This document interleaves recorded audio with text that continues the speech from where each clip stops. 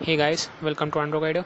So in this video we are going to talk about the Chroma ROM, and this ROM is based on Android Marshmallow 6.0.1. It comes in with the July 5 security patch, and by default the ROM developer for the Android 1 devices has incorporated a custom kernel by default into the ROM. I have not flashed any custom kernel, but ZS kernel, it is a kernel which is available separately and which can be flashed into any other Marshmallow or Lollipop based ROM for the Android One or Sprout devices. So I just can't confirm you the SE Linux status of the stock kernel if you are using any different device than the Android One devices. But the build date is 17th of July. um, Now, the ROM does not come in with any SuperSU or any file manager. And in fact, if you will if I will show you the storage and USB option, and if you plan to just go down, and I'll just try and show you again. You just can't flash any AP.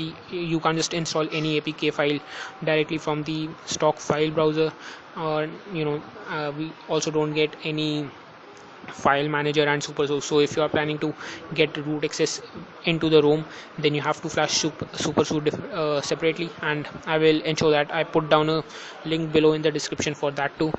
um, and as far as the Android One devices are concerned, we do have some bugs specific to the Sprout devices.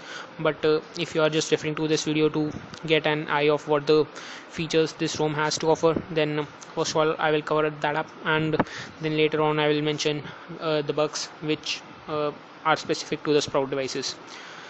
So first of all, most of the settings are present under the Chroma menu. So first of all, you have the status bar settings. So from in here you can customize the battery icon style, and we do have dotted circle in here, which nowadays I don't know why, but it is absent from most of the ROMs out there. So it's great to have that. And then if you want to show the battery percentage, then you can show that inside the icon or next to the icon, and of course it is hidden by default. And then we have the clock and date settings. You can customize the location of the clock, right, center or left.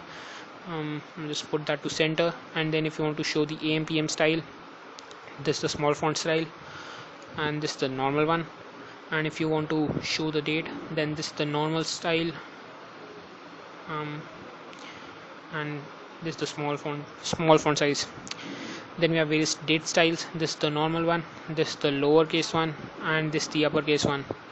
Then you can customize the position of the date, left of time or right of time. And right of time, it will look something like this, but I will just go back to left of time. And then you can customize the date format in the end, and these are the options which we get. Then next up we have brightness control, notification count, quick pull down, smart pull down, network traffic. So from here you can customize the outgoing or the incoming, or both the outgoing and the incoming network traffic. You can show any of them, whichever you want. Then you can customize the display unit, bits per second or bytes per second. Then we have the update interval, and these are the options which we have. And then you can also auto hide the network arrows when there is no data exchange. And then we have the inactivity threshold in the end. Then status bar icon. So from here you can either enable or disable any icon which you want to be shown or hidden in the status bar. So I just disable the Wi-Fi icon, and it goes off from the status bar. Then if you want to show weather in the status bar header, then you can do that. And along with that we also have the clock settings. And again I will just confirm to you, Yahoo weather, it is not working properly for most of the ROMs these days. Maybe a bug with the Yahoo servers, or but Open Weather Map does work. I'll just check out Yahoo weather for you guys. If it works, then definitely we will be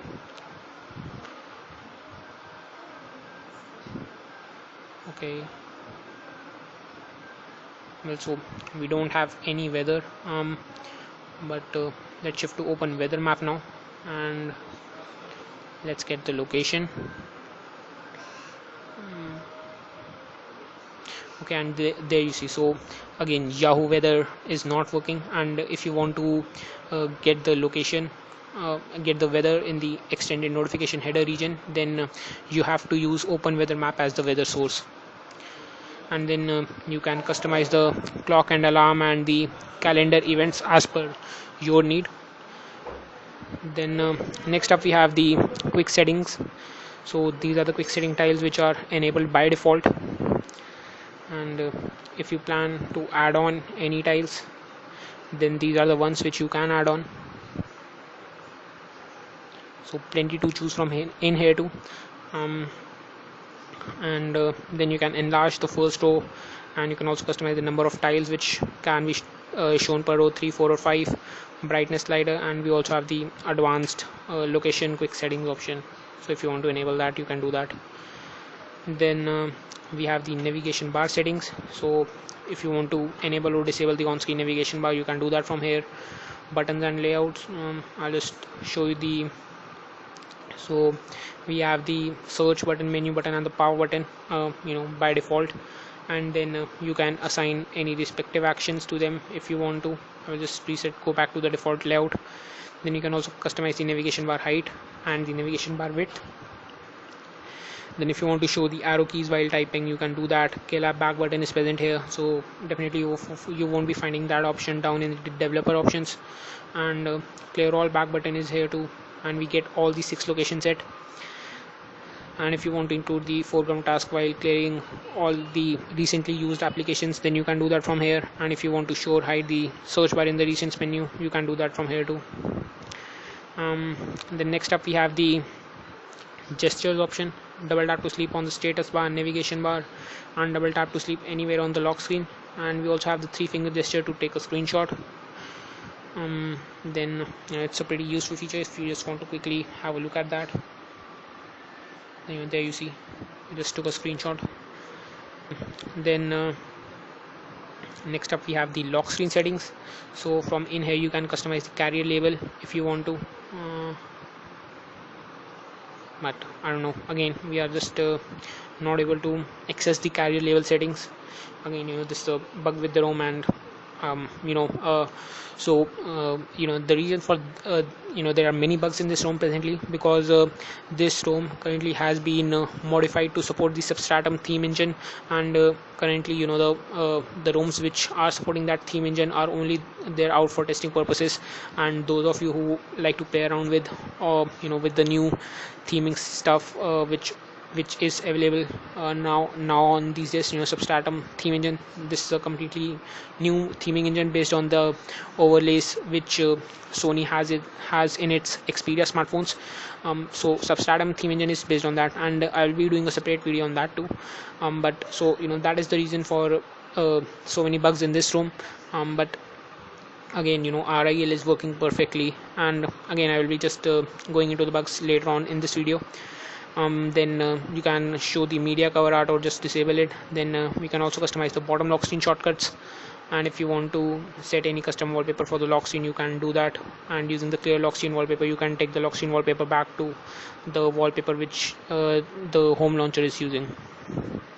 Then we have the power menu, and a lot to choose from in here, and I will just enable all of them and show you how the power menu looks like. Again, if you want to prevent this scrolling feature, this scrolling thing, then you need to decrease the DPI to a lesser value. Then we have the volume rocker settings, so you can use the volume keys to awake the device, playback control, media control. The volume keys will control the media volume rather than the notifications one. And then if you want to swap the volume keys when the device is rotated, you can do that. And in the end, we have the volume key cursor control. So that's what all we have as far as the customizations are concerned under the Chroma menu. And then under display, we do have we can select from the light and the dark theme, and this is the dark theme and this is the light one. I'll just go back to dark one. And then we also have expanded desktop, sleep timeout. Press the power button twice to launch the camera. Double tap the vibrate when the camera is launched. Daydream, font size, rotation settings, cast, and wake up on charge. Then we have the sound and notification settings. other sounds. So you get plenty of options in here: dial pad tones, screen locking sounds, charging sounds, touch sounds, vibrate on touch, camera shutter sounds, and the screenshot sounds. So that's all what we have in here. The rest of the settings are pretty basic. Then if you want to have a look at the storage which we get, then this is a really very lightweight ROM, and it only occupies 216 MBs out of the 2.23 GBs. Again, this is specific to the Android One devices, and if you are not using that device, then you can just skip this. Then battery, of course, as I told you, this ROM is based on AOSP, so you can enable the battery saver whenever you want to. And from in here you can also, if you don't want to show the warning color, then you can just do that. So the warning color didn't show up. And then if you want to have a notification and the low battery notification, you can enable or disable that as per your need. Then next up, we have the security settings, and if you want to so from in here you can adjust the lock screen type, lock screen message, show or hide the power menu on the lock screen. We also have blocked caller list, unknown sources. Again, if you want to plan to sideload any app, then just make sure that it is enabled. Next up we have the developer options. So advanced reboot, it is enabled by default, and USB debugging, it's also enabled by default, so it's great to see that. Again, if you are using Titanium backup to restore any apps, then this setting always comes in handy. We also have the multi-window mode right after the animation settings, and again, we just don't get the kill app back button because it was present under the Chroma menu.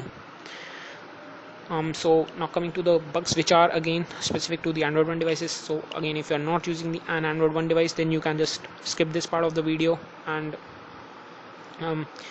so plenty of bugs in here. So first of all, data is not working properly, but I don't know why, but it did work for the initial part. When I first booted up the ROM, data was working perfectly fine. If, as you can see, that there was some data used, so cellular data was being shown. In fact, there was an E symbol which was being shown right up on the network signals icon. So data did work, and I think I didn't, maybe someone had reported that data was not working properly in the ROM. So I did reboot the device 2 or 3 times, and then again data was working. Again, I don't know why that is happening, but most of the times, as you can see, even at the moment, data is not working. And if you want, I can just load up any page, and let me just disable Wi-Fi. I'll just go back and enable. So you can see that the data is not working at all. So this is the first bug, and the second one is that the sounds are not working properly. Again, I have tried rebooting the device many a times, tried a clean flash once again. So this was not working at all. You just can't listen to any ringtones even when your phone is ringing. So this is just a test build. Again, this ROM is being made compatible for the Substratum theme engine, and we can definitely expect some bugs out there. So just don't expect the ROM to be completely stable. And additionally, also, if you want to have a look at the settings, then the stock launcher only has one setting, and that is to allow rotation. I just forgot to cover that up. Then if you want to have a look at the wallpapers, then these are the ones which we have. Widgets, again, power control is in there, and you just get these apps: contacts, downloads, FM radio, gallery, phone, settings, same toolkit. That's all. You don't get Titanium backup, UC Mini, SCR Pro, or catalog. So I'm just taking a Logcat at the moment, just to help out the developer with fixing the bugs. And as I've mentioned also, so these are the 2 or 3 bugs which are out there. And again, as I covered up earlier too, carrier label was we weren't able to access the carrier label, and so that's another bug. So these are the 3 ROM specific bugs which we have. And uh, also you don't get any file manager or SuperSU. So if you are planning to use to get root access, then you need to flash SuperSU into.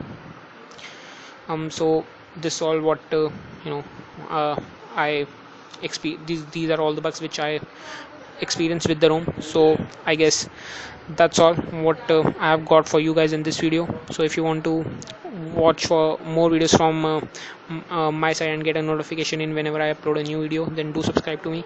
And additionally, if you want to if you like this video, then do hit that thumbs up button too. So thanks for watching guys, and I'll catch you guys in the next one.